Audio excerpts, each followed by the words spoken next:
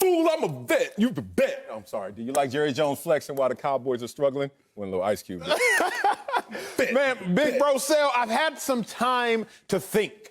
I've had some time to ponder. We had the same amount of time, you know. I love Jerry Jones flexing. You? I do. And I have been one of Jerry Jones's biggest critics. But I got to keep it 100 with y'all. That's what I do. That's what we do on this show. Other shows going to lie to you. Ooh. But we going to keep it 100. Okay. I love his flexing because he's right. Jerry Jones, the general manager, has set the Cowboys up. Marcellus, I've come on this show repeatedly the last 3 months and said the Cowboys have one of the best rosters in football offensively. Yeah. Who orchestrates the roster? Not the head coach. Who orchestrates the roster? Not the offensive coordinator. The general manager orchestrates the roster. Jerry Jones, the general manager, has done a phenomenal job. People are going to be like, Acho, you crazy. Nah, let me talk to you nice. Defensive tackle, Jerry Jones came into the season, 2 first-round picks to defensive tackle, Gerald McCoy, Dontari Poe. Defensive end, Jerry Jones came into the season with 2 top-flight defensive ends. Everson Griffin, 13.5 sacks in 2017. DeMarcus Lawrence, 14.5 sacks in 2017. Top in the NFC. Defensive back, Jerry Jones has allotted 3 second and third round picks to defensive back since 2017. What else do you want from the defensive side of the ball? Y'all just look at it. He has done everything he could do at cornerback and at defensive line. Yes, safety, there are some voids. Okay, Marcellus, big bro, let's talk about offense. Quarterback, top flight. He tagged him, still there. Zeke, top 5 pick at running back. 3 top flight receivers. First round Amari Cooper. First round CeeDee Lamb. Third round Michael Gallup. What else could Jerry Jones, the general manager, have done? Flex on him, Jerry. Show your muscles. Pop the suit, because as a general manager, Jerry Jones has done a phenomenal job.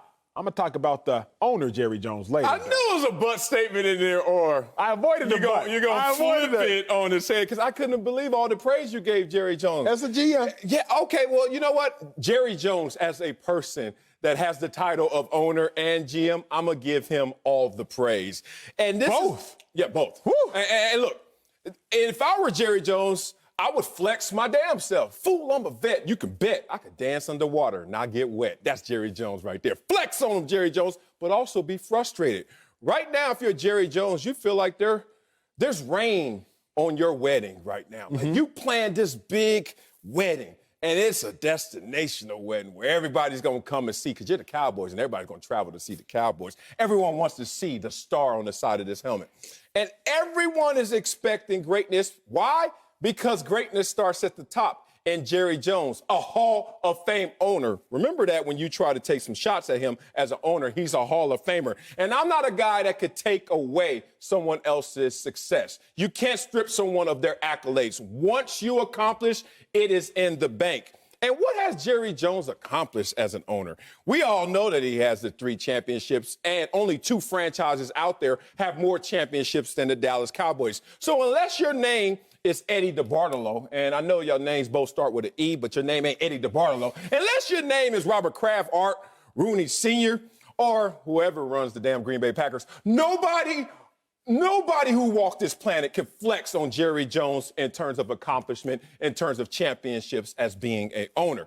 But now let's look at him in terms of why he's frustrated. And I can see why he's frustrated. He was out there planning something that was going to be so spectacular, and all he needed was a coach, a championship coach, a coach who could stand through the adversity. As Jerry Jones says, I got the right guy, because in case it, which is not it, hits the fan, wanted someone who could stand in the face of adversity with credibility, and I don't even know if this is a word, doability. But that's who Mike McCarthy is. But why is he frustrated right now? Because he brings in a Mike McCarthy, but there's no offseason, no on-field sessions, no training camp, no preseason, loses his starting quarterback and his second-string quarterback, injuries to his strongest unit, the offensive line. That was the real staple of this team. They are now on their 10th offensive lineman combination right now. So the injuries, everything has upended it, and it started to rain on Jerry Jones' wedding. Big bro, I told you I was going to give you that. That was the owner. No. The owner, Jerry Jones, is not getting absolved of all the Cowboys' woes, because the owner, Jerry Jones, is who put the Cowboys in this predicament. General manager, Jerry Jones. Okay. Owner Jerry Jones, it ain't nothing but booze and get off my stage. You remember the Apollo when they would come out with the broom and they would just and they would come out with the broom and just sweep them off stage? Yeah. That's what I'm doing with the owner. Here's why.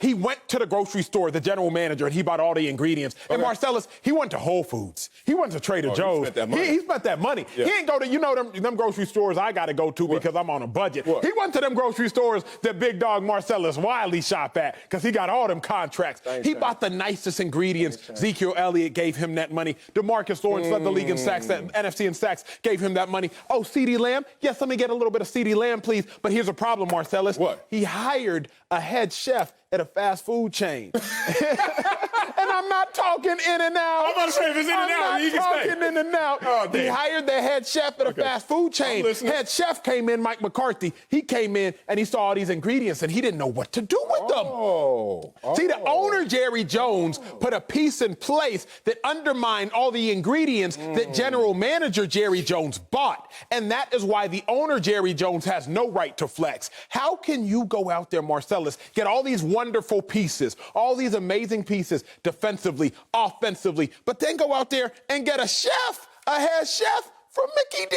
D's. Ain't nothing wrong with Mickey D's now, okay? Them double quarter pounders with cheese got me through middle school. The double, though. That's the regular one. They got me through middle school. Right. But you can't use that head chef in Mike McCarthy because that is the problem that owner Jerry Jones did. Owner Jerry Jones made the mistake starting with the sleepover with the head coach. Owner Jerry... You stop bringing that up. It was a sleepover. Hey. It was a sleepover, okay? It was a sleepover. Saving some money because of all this money we spending on these players that Jerry Jones, put him in a condo, okay? No. How things start is how things end, okay, with Mike McCarthy going to sleep. Now let's talk about it. Owner Jerry Jones does that. Owner Jerry Jones allows for Mike Nolan to be the defensive coordinator. Mike Nolan, terrible defensive coordinator. Owner Jerry Jones retains Kellen Moore as the OC, but then has Kellen Moore calling the plays. Make that make sense. There's a tug of war. You're bringing a new head coach who's notorious for being a decent play caller, an offensive mind, an offensive guru, but you got your 31, 32-year-old offensive coordinator and Kellen Moore calling the plays. Owner Jerry Jones has undermined all the success that general manager Jerry Jones has built up. Owner Jerry Jones didn't make a mistake. The only thing I can give you in your point is that Mike McCarthy is off to a slow start. Slower than he was. Decrepitly slow. The slower than he was when he was in Green Bay, and that slow start. But you got to understand what this situation really is. And let me break it down for you, big dog, because I don't think you're understanding the long game right now. You keep talking about everything that's happening in the now and not thinking how this could potentially set up the future. You ready for this? What? Okay. What's the Super Bowl preview right now if most people had their way, it seems like, by team success? I'm going to say Tampa, Kansas City. Tampa, Kansas City, Pittsburgh is undefeated, so you got to say Pittsburgh as well. Tampa last year. Were they a winning team? No. 7-9. Tampa, okay. Oh, look at your face. I thought you said Kansas City. For these I thought you said Kansas City. Go ahead. You are hype right now. Go ahead. Okay. Go ahead, and speaking of mistakes, a double quarter pounder is actually a half pounder. All right,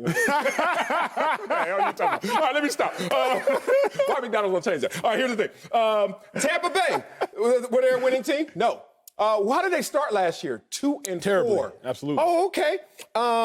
And the same coach. Interesting. Some parallels, commonalities. Pittsburgh, were they a winning team last year? No, they were 8-8, but not a winning team. Quarterback got knocked out. Oh, I wonder if that's a parallel to what's happening in Dallas. How did they start off last year? 2-4. Oh, my God. It's raining on my wedding right now, but the key ingredient to success is not talent, brother. It's perseverance. Oh, my if God. you're Jerry Jones, you persevere with Mike McCarthy. Why do you persevere with Mike McCarthy? Because before, when he was faced with adversity, a 4-12 roster in Green Bay turned that to 8-8. 13-3 the next year. A couple years later, they won the Super Bowl. So if you're Jerry Jones, I don't give a damn who's in there cooking. Oh, you know why? It doesn't matter. I have talent. I have a Super Bowl coach. You want to sit there and say, what restaurant did he used to cook at? Where's he come from? Mike McCarthy has been there. As Jerry Jones even said, he has the credibility, the resume, and the doability. Marcellus, here's your issue, my brother. It's no issue. Perseverance at times, it can be a trait worthy of admiration. Don't do that to the kids that are looking up to us. At times it can be. All times. But here's the other thing. At other times, it's loser talk. Marcellus, perseverance in relationships, can be loser speech. I promise I'll change. Who you with? I promise I'll change. You're telling on yourself. I just made the mistake once. I promise it won't be the same tomorrow. That's what Cowboys fans have been doing for 25 years. How much longer do you want them to have to persevere? Jason Garrett, I promise I'll change. I promise I won't be 8-8 Jason Garrett again. Oh, my God. Until 2019. 8-8, get him up out of here.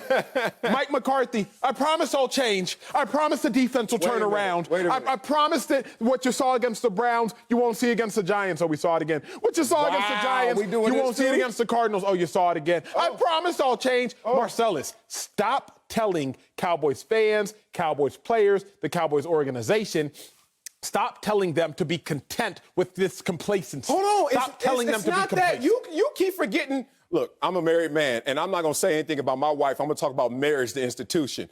Let's just say my wife married a better-looking version of me when she married me, right? You want to see my wedding day pictures versus this dude right here?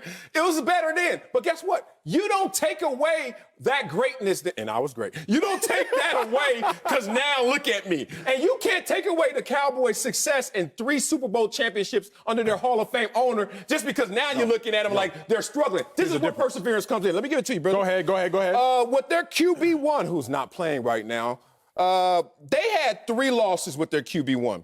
Let's talk about those losses since you want to talk so much about them.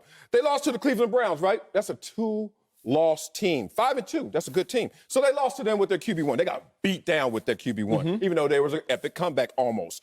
The Rams, they lost close game to the Rams. First game of the year. Rams only lost 2 games. Seattle, oh my God, almost won that game. Last play, last second almost. 1-loss team. You look at this, combine it with the fact that now we're looking at Tampa Bay and Pittsburgh this year, Super Bowl preview, when last year they weren't winning teams. This is what Jerry Jones is dealing with. He's dealing with a situation and circumstances that nobody else is dealing with, and it's still going to persevere. I care about you too much. I care about you too much to let you draw a parallel between you and the Cowboys or you and Mike McCarthy. Marcellus, here's the difference. I don't have a championship ring. You've shown signs of life in changing. You talked about your wife, who she married. It's not the same you she got now. When I came on this show, you were about 20 pounds heavier.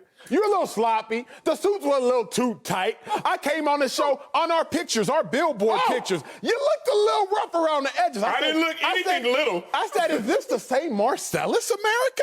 This ain't the Marcellus I was seeing before COVID. That's the... But now, I look at Marcellus, jacket fits a little bit better. Does it fit better? I look at the arms, it fit a little bit better. Marcellus, the cheeks, they're a little bit tighter. I ain't gonna judge you, but you know, it looked like you was eating a Cheeto in your mouth when I first came on set, Marcellus. You have shown me signs of life. Yes. The Cowboys, they haven't even shown me a sign of life. The defense, it don't look no better. You gave up 38 against the Seahawks. Oh, you gave up 49 against the Browns. Oh, you gave up 34 against the Giants. Oh, you gave up 38 against the Cardinals. It doesn't look better. If they would just show me the same signs of life that you have shown me, then I'd be like, I'm all in. But I haven't seen life from the Cowboys. I've seen life from you. I'm sure your lovely wife has seen life from you. Just show me a sign of life. Show me that you will change. Don't tell me that you want to. Okay, first of all, you hit me where it feels so good. Sorry.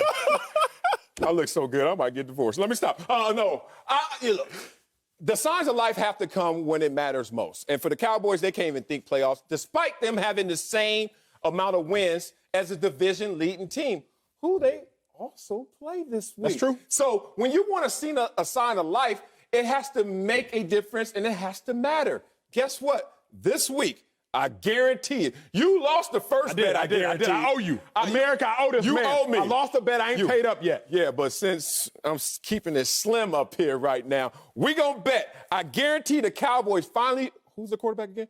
Never mind. We ain't betting on this. But the point is, they're on the 3rd quarterback. With their QB1, you will see the Cowboys show that sign of life. It's unfortunate they're in this position, but trust me, big dog, I look good.